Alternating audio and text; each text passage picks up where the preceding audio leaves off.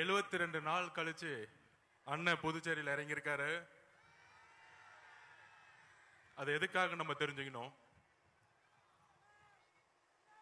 கிட்டத்தட்ட கரூர் சம்பவத்துக்கு அப்புறம் முக்கியமா நான் இங்க சொல்றேன், இங்க இருக்க காவல்துறைக்கு ஒரு மிகுந்த கரவொலியோட நம்ம நன்றி சொல்லணும். மிகுந்த கரவொலி. இத பார்த்து சிஎம் சார், தமிழ்நாட்டு தான் வந்து காவல்துறையில சட்டம் ஒழுங்கு சரின்னு சொல்றீங்களே, கொஞ்சம் தெரிஞ்சுக்கோங்க. ஒரு சின்ன மாநிலம் புதுச்சேரின்னு சொல்றீங்களே, இந்தியாவுக்கே இந்த காவல்துறை ஒரு முன்னுதாரணமாக இருந்துகிட்டு இருக்கு. காவல்துறை மட்டுமல்ல, இங்க இருக்கக்கூடிய ஒட்டுமொத்த மக்களும், இங்க இருக்க முதலமைச்சர் அவர்களுக்கும் எங்களோட நன்றியை நாங்க தெரிவிச்சுக்கிறோம்.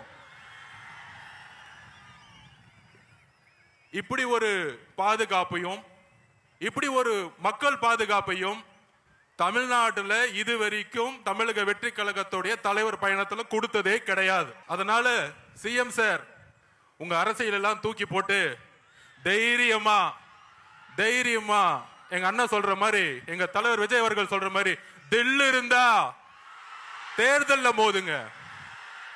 காவல்துறையை வச்சுக்கிட்டு, அரசை வச்சுக்கிட்டு பிரச்சாரம் பண்றத முடக்கிறதெல்லாம் முதல்ல நிப்பாட்டிட்டு, காத்த நிப்பாட்ட முடியுமா? வெள்ளத்தை நிப்பாட்ட முடியுமா? அதுதான் தமிழக வெற்றி கழகத்துடைய பிரச்சார பயணம் இன்றையிலிருந்து தொடங்கிருச்சு.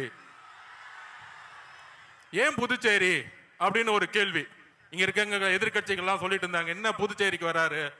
இதே மாதிரிதான் எம்ஜிஆர் கிட்ட கேட்டாங்க, நீங்க தமிழ்நாட்டில் முதலமைச்சர் ஆக வேண்டியதானே, ஏன் புதுச்சேரி வந்தீங்க அப்படின்னு. புதுச்சேரி மக்கள் ஒரு நல்ல ஆட்சி, ஒரு நல்ல கல்வி, ஒரு நல்ல போக்குவரத்து வசதி, ஒரு நல்ல மருத்துவம், இதுக்காக இன்னும் ஏங்கிட்டு இருக்காங்க. அதெல்லாம் எப்படி அன்றைக்கு வந்து எம்ஜிஆர் கட்சி ஸ்டார்ட் பண்ண பிறகு முதல் முறையாக அவர் தமிழகத்துக்கு மட்டும் யோசிக்கல. எம்ஜிஆர் அவர்கள் கட்சி ஸ்டார்ட் பண்ண பிறகு புதுச்சேரிக்கும் யோசிச்சாரு. அதே மாதிரி எங்களுடைய தலைவர் விஜய் அவர்கள் தமிழ்நாட்டுக்கு மட்டுமல்ல புதுச்சேரிக்கும் சேர்ந்து ஒரு மிகப்பெரிய திட்டத்தை வச்சிருக்காரு.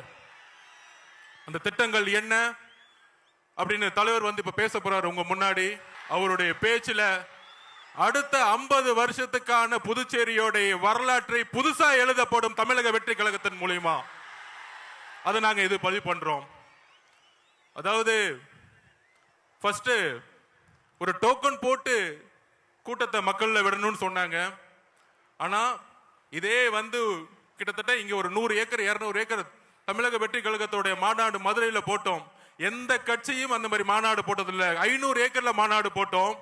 கூடிய விரைவில் புதுச்சேரியில ஒரு மிகப்பெரிய அளவுல நம்ம நிலத்தை எடுத்து ஒட்டுமொத்த புதுச்சேரி மக்களும் அங்க இருக்கிற மாதிரி அடுத்த கட்ட ஒரு பிரச்சாரத்தை தமிழக வெற்றி கழகத்தின் தலைவர் உருவாக்குவார்.